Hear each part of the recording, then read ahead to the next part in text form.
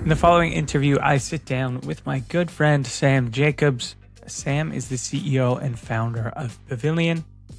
He's also a new dad. He's about to get married, and he recently moved to Barcelona.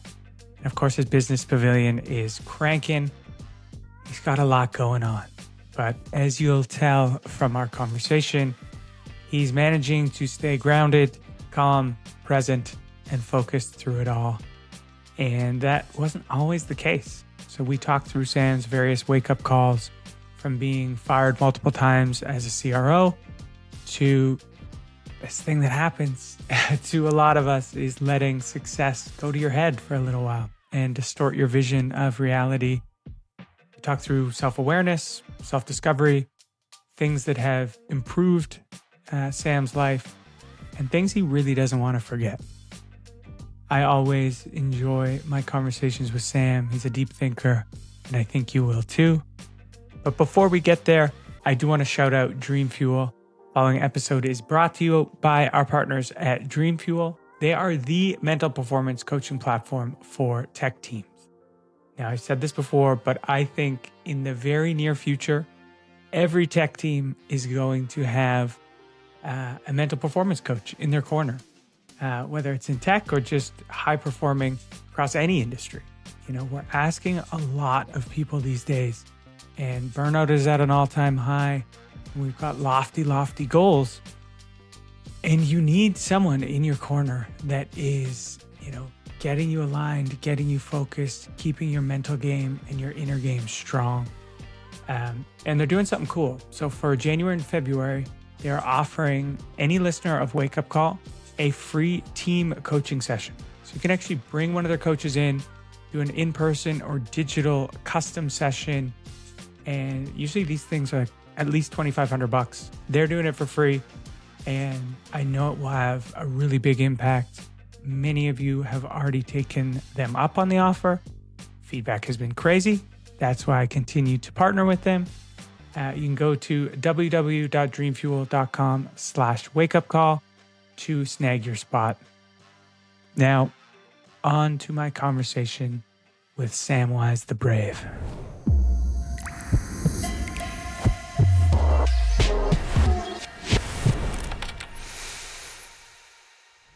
Sam Jacobs, what's going on, man? Hey, Scott, how are you? I am doing well. Just getting over the holidays, getting back into it, getting on a long ass flight tomorrow.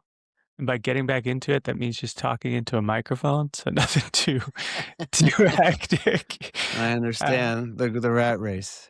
Yeah, for sure. It's tough out there living in ashrams and meditating for 4 hours a day. Man, so you're in Barcelona. How's it Barcelona over the holidays? Barcelona over the holidays was low key, great. I had this theory that I could completely unplug and read, 50 books, and that did not happen, sadly. But yeah, I'm good. I moved here a year ago. I live here with my partner and our baby, and living the dream, trying to run a company that's largely, my team is largely based on the East Coast, and just sort of trying to design my life for the long term. So far, so good. Yeah. How's it like juggling being entrepreneur and being a new dad? What's that like? Well, I'm in a blessed position, to be honest, because I lived in New York for 25 years and always wanted a family and children, and finally got everything I wanted over the last couple of years. And so Barcelona is, I don't know if it's a quarter the price of New York City, but it's significantly more affordable. And the consequence of that is that I have a great support structure around me. So me and my partner work from home, so we're around the baby all day. And then my mother-in-law lives around the corner. So honestly, it's been And I guess, I don't know if everybody feels like this, but, I really was ready to be a father. And, and, the consequence of that is that, I don't know, it feels pretty natural to me. I'm not overwhelmed. I feel like I know what to do. I'm with somebody that's a great mother. So generally speaking, yeah, it's not, my daughter sleeps 12 hours a day. From we're very blessed. It's manageable. The quality of life is incredibly high, and I certainly am more present and engaged with my work than I was over the last couple of years when I was in New York City. Hmm. So it's good. Do you think that's from a new sense of meaning now with your daughter? Like it's about more than just your team and yourself, and uh, I guess what's driving that? Does that change things having a kid in the world? Yeah, of course. I mean, it's only just beginning. 10 months in the course of what I hope is, 90 to 100 years of life is a small a small percent of Hmm. what she'll be around for. But listen, I guess to the point of the show, like I spend a lot of time thinking about how I can improve as a human and working on that improvement. And most of it is focused on structuring my life so I can be present and be mindful and be available to the people that love me in my universe. And that's part of what's driving it, being in a really meaningful relationship with somebody, candidly, that's a great fit for me and that I'm a great fit for, has a big impact. So I think, I was in New York for 25 years, and it's a big theme in my brain, whether it's healthy or unhealthy. There's a lot of pros and a lot of cons to being full time in the Big Apple in Manhattan. And I think I needed a break from the noise so that my brain could calm down a little bit and I could focus and create some structures that allowed me to grow as a person and not constantly compare myself to other people and not try to live through, demonstration, through consumption, through showing people how much stuff I had and where I was vacationing and, whether how much time I was spending in the Hamptons, and instead just try and focus on, um, being, like I said, being present, being here, being available emotionally, intellectually, spiritually. So it's been a really good change for me. It doesn't also, but there's always this tension about because there's an edge that being in New York gives you that I currently do not have. And I certainly feel with, the AI boom and revolution and disruption that I'm not in the place where it's all happening. I'm not in San Francisco and I'm not in New York City. And I feel some of that absence. But I think I have to look at it. I have this concept that I call integration theory. Integration theory just means weighing the positive and negative externalities of any decision. It just means, you know, it means looking at the entirety of it. And so the entirety of it is, yeah, I can't have drinks or coffee with, you know, some big name investor or big name CEO or founder that's based in New York City on a moment's notice. That's true. But on the other hand, I'm living much healthier and optimizing my life for the long term. And I have to think that that has a pretty meaningful impact on the trajectory of my work. Hmm. Yeah, it's something that I've been working on. I think it's very interesting when you give yourself a pause. Whether it's me going traveling or you just going to Barcelona, where the network's not as strong, you're not pulled in all of these directions. I've found my decision making, my ability to think creatively, critically, has improved. That I think when you look at the cost benefit, it is a net positive, at least for now. I'll let you know when I get back to to doing big things. But um, you mentioned a few times this idea of setting yourself up for the long term. When I hear you say that, it's like, okay, I'm not chasing some big exit. I am not trying to slowly, give away more and more responsibilities so I can, check in with the team once a week. I'm hearing like, okay, this is what I'm going to be spending the next decade, whatever it is of my life doing. If that is true, how do I make that enjoyable? And that's something I got super fucking wrong. Like if I look back, like there was, I was pushing it as hard as I possibly could because something was going to happen and all my problems were going to go away, all my financial problems, all my every problem. It was just going to go. And I did not think past a year. And it's not a good way to live. When when you look at designing a life, what does that look like? And what does that look like for other founders? What advice would you have? Because oftentimes incentives are aligned for founders to think short term. Well, it's not for everybody. I mean, I think that's one everybody has to choose their own path. And candidly, you have to look at the kind of business that you're running and figure out if that path aligns if you're a founder, right? If you're a Mhm. founder, as I am, and you look at your business, and my business is a community. And what I've learned over 10 years of doing it is that community doesn't respond particularly well to venture capital style incentives or pressure. Community tends to break the quicker you try to grow it. There are ways of making sure that that doesn't happen, and perhaps there are other people that could have done it better than I've done it for Pavilion. But it's sort of a series of chapters. Chapter one, when I first started doing this, which was 2016, probably through 2021 when we raised money, felt completely organic. I I didn't expect to raise money. I didn't expect to dub myself some thought leader or a LinkedIn influencer or anything. I was really just trying to find a job that I couldn't be fired from. And it felt like the easiest thing to do was to start my own company. And then chapter two began when, at the top of the market in 2021, when we raised money. And our investors have been very patient. So this isn't a commentary on investors. This is a commentary on my mindset. All of a sudden, this narrative that I was telling myself about who I was and what my place was in the world changed.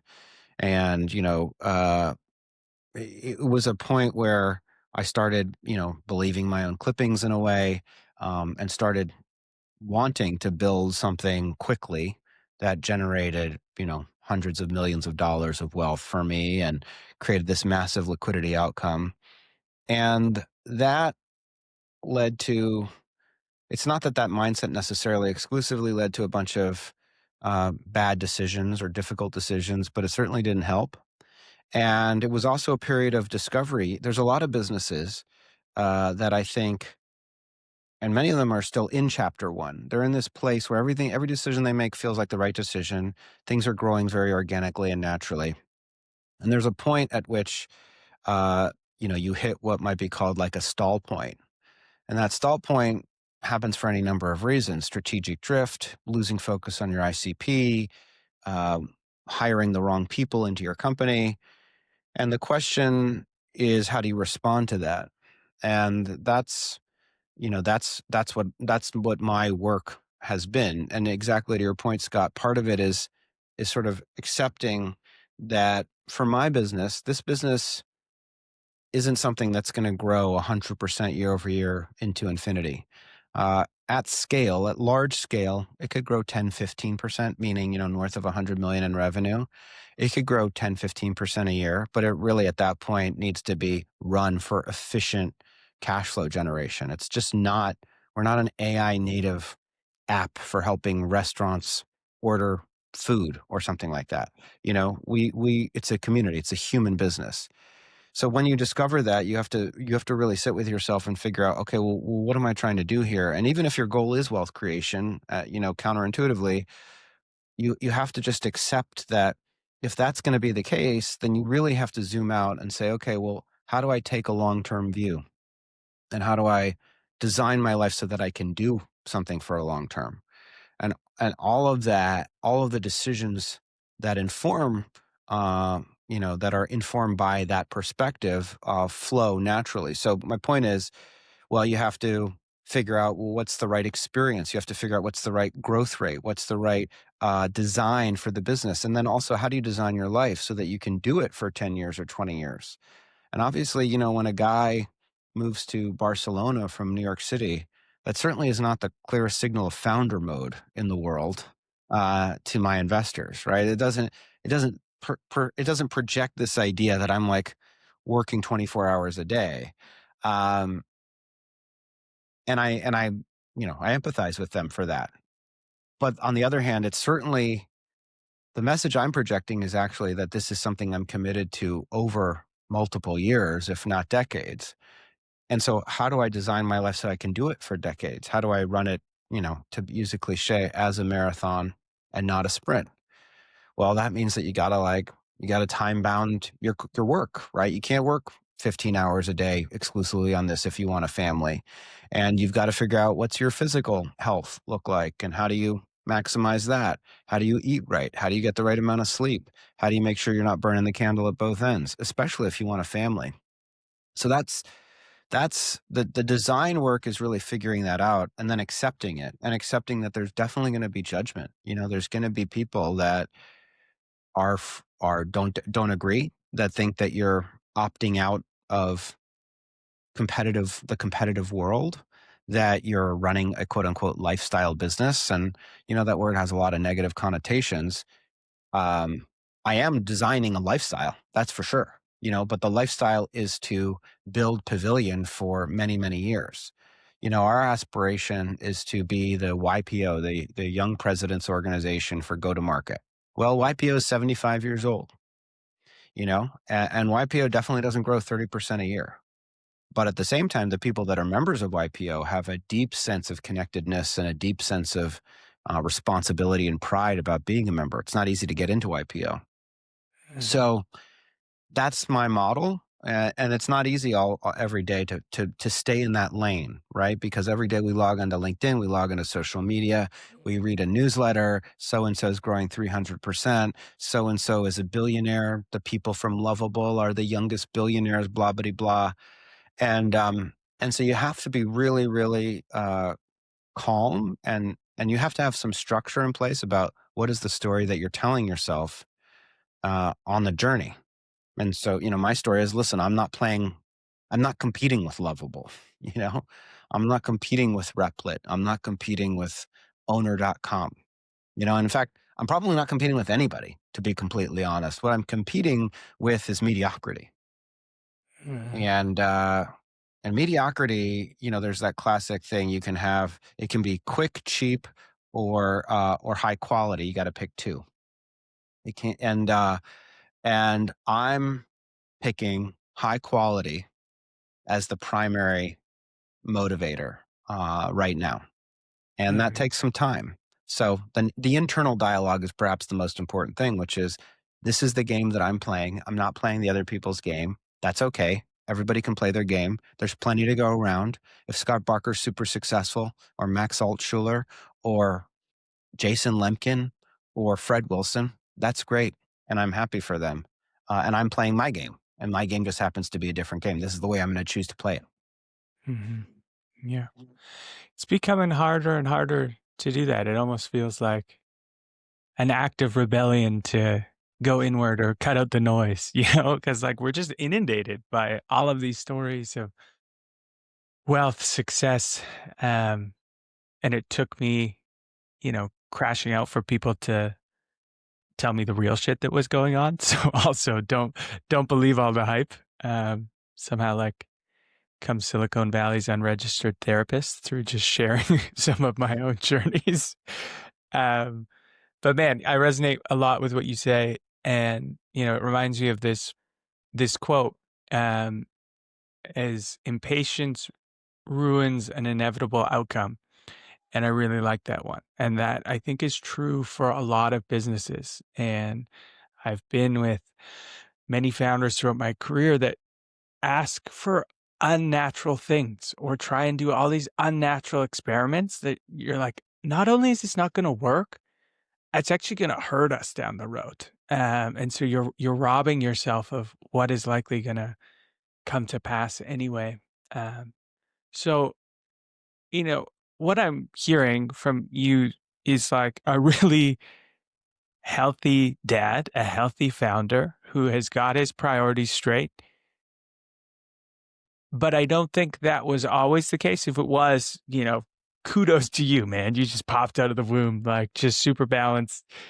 Um, was there a time that you didn't have your priorities this way? You mentioned like, you raise some money, you start thinking differently, you want to make hundreds of millions. Was there a wake up call in there somewhere for you? Or did that happen kind of pre pavilion when you're, taking on these big CRO roles? There have been multiple wake up calls, and for me, the way it works is, my coach has this phrase. It's not his phrase. It's an ancient Buddhist koan or something, right? Before enlightenment, chop wood, carry water. After enlightenment, chop wood, carry water. So this is daily work. If not not one and done. It's not like, okay, I woke up. It's like you can constantly be pulled in different directions. The first wake up call was what led me to working on Pavilion ultimately full time. That was October 2017 when I got fired again from a company where, on the one hand, maybe I wasn't a great CRO. On the other hand, it was facing structural challenges, and I was doing my best in a difficult situation. And I'd only been there since February, and the founder spent, almost as much time recruiting me to join them as I was allowed to sort of deploy my strategy to the organization. And that was a wake up call that I had to stop relying on other people, and that I had to find a way. And that's also just for me, by the way. People talk about starting your own business as a risky decision. For me, working for other people is the riskiest decision because I'm not great in that way, and I often don't communicate in the right way for different kinds of thinkers. I communicate more creatively and more abstractly, and I make logical leaps that make sense to me that don't make sense to people like investors. So that wake up call was really, okay, I've got to work on this thing, even if it's not some huge moneymaker, because I need some security and I need to play my own game. And of course, right, as not of course, but as tends to happen, once you give up on needing that other stuff, that's when it finally appears and shows up. So the first wake up call was then. And then I would say, honestly, it's been a series of like an awakening. It's not like one moment, but really over 2023, uh, culminating in a decision finally to move here from New York, which I did a year ago, but which I'd planned for 18 months. And and that was a different kind of wake up call because I sort of raised this money and had some money for the first time in my life, and was a little flashy with it. And I realized that it wasn't working, you know, well, Mhm. whatever way you want to frame it. And that was, from 2022 through kind of like this fall of 25, Pavilion, had some trouble, had some turbulence from a high level strategy perspective. And so the culmination of a lot of this came last summer, when I was able to hire my friend Rich Gardner to be the president and to be my partner in the business. Um, but 2023 was sort of like the awakening when I just felt like this is not tenable the way I'm living my life and these decisions. And even if I have to give up a lot, it's in the spirit of something greater on the other side. And that's what led me here. I guess the other thing I would say is, my quote for the moment, or my paraphrase, because it's not directly a quote, but Mark Andreessen was on Cheeky Pint with John Collison, the one of the Stripe brothers, and he said people will go to any length to avoid acute pain in favor of chronic pain. People Mhm. will bleed to death slowly over years rather than what make one difficult decision and move forward with their life. And I feel like over the last couple of years, I really took that to heart. And the thing I'm kind of proud of is that I did make the acute pain decision in a number of different places. And certainly one of them was with my company, where, we really have to refit and reboot some of the things that we do. We do a lot of great things, but I needed um, a new team around me. And so I actually turned over the entire management team of Pavilion really in the last 100 days. Wow. And we've rebuilt it. And it's the thing that will propel us forward from here. But you just had to bite the bullet and make the decision, and it was difficult, but I did it. Hmm. Kudos to you. And that's a good quote. It is. I think that requires some life reflection of where am I doing that in my life? And any listeners, I think that's a really good framing and very, very true. Sometimes it's just like one really tough conversation we have to have, whether it's professional or in Yeah, our lives. personal. That, And yeah. yes. And sometimes those personal, professional things are like it could go on forever. And you have to fast forward 10 years and figure out, is that where you want to be? Hmm. And, I had a vision of where I wanted to be. And thank God I'm in that vision today for the most part. Hmm. Hmm. Hmm. What was it like loosening the reins of control? I know that that's another difficult one for founders by bringing Rich in. Did you feel like you were just ready? Yes. What was that like for you? Yeah. Yeah. I, uh, Cool. I had put the team through the paces over the last couple of years of, shiny object syndrome. You never think you're doing it when you're doing it. And what I say often is the thing that I'm most in love with psychologically is conviction. I desire it. I abhor uncertainty, and it makes me nervous. And I just want an answer. I just want to know. So when I find it, I really like it. And I Wow. can convince myself that, okay, like I finally have it. This is it. This is it. And if I can tell a story that resonates, that feels clear, then we can go full bore and pursue that direction. And I had never, in the organic days of Pavilion when it was Revenue Collective, that conviction always served me really well. But to the point, once you get to a certain scale, and we're not a tiny company. We're not a huge company, but we're not a small company from a revenue perspective. Um, I realized like conviction had led me astray a few times. There was a moment when we were just going to be an education business and we were just going to build courses. And there was a moment when we weren't going to be a community for individuals. We were going to sell to corporates and sell learning and development. And there was a moment when we were going to abandon our associate program, which is for up and coming people. And then there was a moment when we were going to reinvest in our associate program for up and coming people. And there's a moment when we're going to be a completely e-commerce digital platform. And then there's a moment when we're going to be a human led experience that's a craft business. And I was exhausted by all of those turns. And I think the team was too. And so the great thing about and I grew up as a CRO. So I sort of fancied myself like a great operator. And I realized I really am more of like a creative artistic type than I am a super disciplined operator. And and so to your point of your question, bringing Rich in was amazing, and it was amazing because he is a clear-eyed operator in a way that I'm not, and so we could make a bunch of difficult decisions and understand that those decisions were going to require months, if not years, to play out, but they were the right decisions. Hmm. And it was a relief. It's been a relief. We had an ELT call, an executive leadership team call, before this. It was great. It was great. I love to not have to make every decision. I love it. Yeah. I mean, I think part of why I enjoy our conversations so much when we chat is because you are a creative thinker, more of an artistic thinker, self-reflective. I mean, that point around um, wanting conviction feels like really true to me.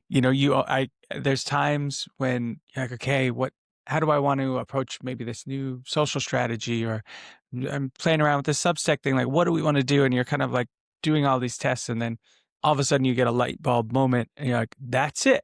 And that feeling feels so good. Oh, it's And amazing. You're like, I figured it out. I figured it out. And usually that, for me anyway, that's usually comes in here, not so much data driven. I think a lot of creative thinkers are that way. And then you kind of fall backwards into the data to make it support, whatever genius idea you had. And it's a beautiful thing. I think we should listen to that creativity. It's why, you're here and why Pavilion's so successful. But I hear you in that, and I've been led astray by my own, want for conviction, because that is a really good feeling, and it's a good self-reflection for sure. I Yes, 100%. And the other thing that happens for me is like I make like that conviction is a chain of thought that has like 6 decisions in it. And they all make perfect sense to me. And then I'm super excited. And I go out and I share this idea with somebody. And they're like, "What the hell are you talking about? What about this, this, and that?" I'm like, "You don't get it, I you had this idiot." yesterday. I have a guy that does marketing for this podcast, and he always wants me to do bullshit like Instagram reels. And I'm like, I'm just against it. I'm like, I don't want to. It's not worth my time. But I finally figured out, I was like, here's how I could do it authentically, and I would do it. And I called him, and he wasn't as excited about the idea as I was. And I was just like, I got to call someone else. I You know. don't get And it. that's I think Jerry Seinfeld talks about like when you do a piece of writing, you need to sit with it. Like sometimes I think we just need to keep the ideas for ourselves and then not hold on to them so tightly so we can present them to somebody else and not have so much of ourself invested in their approval. Because I desperately want, what I want every time in my home, we have this concept of UF, unsolicited feedback, because I do not like UF. And yet it's so necessary. And every time I receive it from my amazing partner, my instant reaction is to swat it away. And then, 6 hours later, I'm like, yeah, we're going to do that. We'll probably do that. That was a good idea. So part of it is not attaching my identity to these ideas and to conviction so tightly so that we can play with it a little bit and it doesn't feel like existential. It's not a commentary on me as a person and whether I'm special or not. It's a commentary on, hey, let's improve this thing so that we can make it better. Totally. Yeah. It's this, yeah, duo, like finding safety in that conviction feels really good. Dopamine hits. And then immediately it's like, okay, let's go get approval from others to keep this dopamine spiral rocking. Right. And if someone attacks that, they're attacking my identity, and we don't like that. We don't like Right? that. That's not good. We don't like it. We don't like it. Um, okay. There's a question. This is a new question, because it's something that I've been thinking a lot about, and in my own journey, I'm kind of convinced that life is just about learning things and then forgetting them and then remembering them and then forgetting them again and then Jeez. learning them. But I'm like frantically writing down in my journals and things now, like things I don't want to forget, because we all have those moments of like extreme clarity where like, yes, this is it. I remember who I am, who I want to be. Um, and so this question is, if you wake up tomorrow, your memory is wiped. You don't remember anything, but you get to hold on and tell yourself 3 things. So there's 3 things that you don't have to forget. What are those things? Oh, that's interesting. Well, number one thing is I'm a father Hmm. and I have a Hmm. daughter that I need to take care of and love. The second thing is I'm a partner to uh, listen to the best fit person I've ever met in my life. Hmm. To the person where Hmm. if this doesn't work out, that's it. I'm done. I'm done making commitments to anybody else. So that would be the second thing. And I guess the third thing is, I hate to be cliche, but everything's great. That we Mhm. have to be grateful for everything we have. I have a beautiful, wonderful life, and everything I'm worried about is mostly, my mind virus, as Eckhart Tolle might say. Mhm. And so, yeah, those are the three things. I'm a dad, I'm a partner, and things are good. Mhm. Thanks for sharing, man. It's the first time I've asked that question, and it got like really, really visual for me. I feel like that would be a good premise for like a movie where Sam Jacobs wakes up and just can only tell himself three things, and I'm a father, I'm a partner, everything's great. And then we got to watch your journey of like tracking down The your rest of the clues about my life. yeah, yeah. I like it. Cool, man. And then one of the other things, people listen to this. Sometimes they're going through it. Sometimes they're, just trying to make some small incremental improvements in their life that lead to a happier, healthier existence. Any experiments you've run recently or things you've added to your life that have been a net positive? Sure. I mean, you caught me January 6th, so uh, I'm doing dry January. I have this spreadsheet, and I've had it for a while, and I sort of use it and then I don't use it.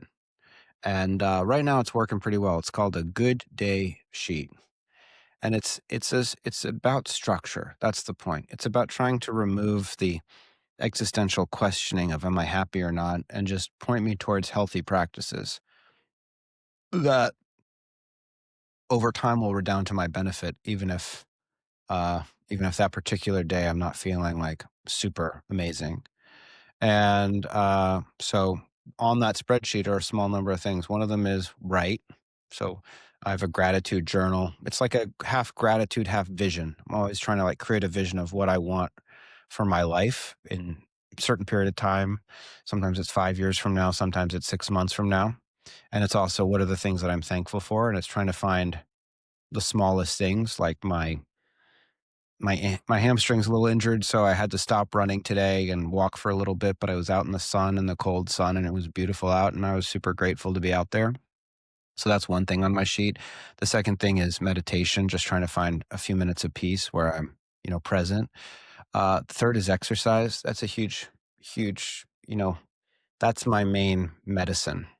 I take like cholesterol drugs and stuff like that, but like mainly the medication, my self-medication is constant activity and movement and trying to make sure that I move a lot every day.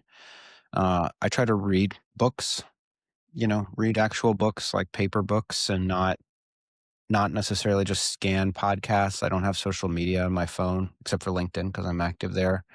Um, and yeah, and then in January it's no alcohol or drugs. It's don't put anything in your body and try to be as clear and present as possible. And so that's a system that I've come up with that just helps me.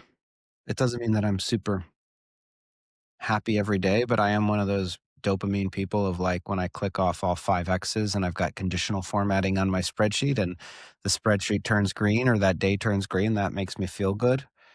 Um, that is a system that I use to try and just stay in the moment, in the moment, here doing what I can, not jumping ahead.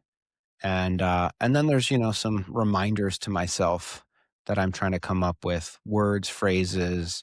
My word of the year is remain. That's my word of Mm. the year, to just remain. If I'm super high, like everything's going great, that's okay. Stay in myself. I don't have to share it. I don't have to tell the world. If I'm super low, stay in myself. I don't need to do anything tomorrow. If I see a bad number on a dashboard, I don't need to fire off an email. I can just sit with it. And that's another, little meditation that I have for myself as I try and navigate the world. I like it. Yeah, it sounds like I got to translate my do not forget list into a spreadsheet. Sounds like we're doing the same thing. And I like this word remain. One of the reflections I recently had, which maybe I'm just a slow learner, but I was sitting in meditation and it clicked that so much of my life was spent trying to get really up and get really happy. I knew I was really creative then and I was really productive then. So like my whole life was centered around how do I get myself into that state? And I think it became super clear to me recently that it's not my job to go up. And sometimes those states are actually not even the most helpful, or, there's bursts of creativity, but it's not sustainable. So now I think of my job a lot more as being like, stay balanced, remain, it's, Yeah. that's, that's the goal, more now. So even when I'm really up, it's like, just chill, calm Yeah, down, just stay in the pocket, stay in the be, pocket. be super present. I don't need to Yeah. do anything, just, um, there's a book, act in a certain way, just Mhm. be intentional, take the Mhm. next right decision. Yeah. Awesome, man. Well, I wish you the best of luck on dry January. I'm about 10 months into sobriety myself, and How's that going for I'm you? not going back. It's the best. It it's not the best. That's a bullshit way. It's hard sometimes. You lose a lot in your life. You have to be more intentional with social interactions, and your relationships will change. Yeah, I'm actually trying not to be like, yeah, sobriety, everyone do it. There's gives and takes, but for me, uh, net positive overall for sure. Yeah. Um, yeah, Well, good. cool. Well, brother, thanks for hanging out with me today. We're gonna cut this one a little bit short because Sam is going to put his daughter to bed, and he's got healthy boundaries as we've discussed on this podcast. But I appreciate you, man. I really do enjoy every time we get to hang out and talk. Well, great seeing you and have fun in India. And, Thanks, brother. if you're in Barcelona, let me know. And if our paths cross in person, as I hope they will, I hope we can hang out. Yeah, me too, man. We'll make it happen. And for our listeners, thanks for rocking with us. We'll see you next week.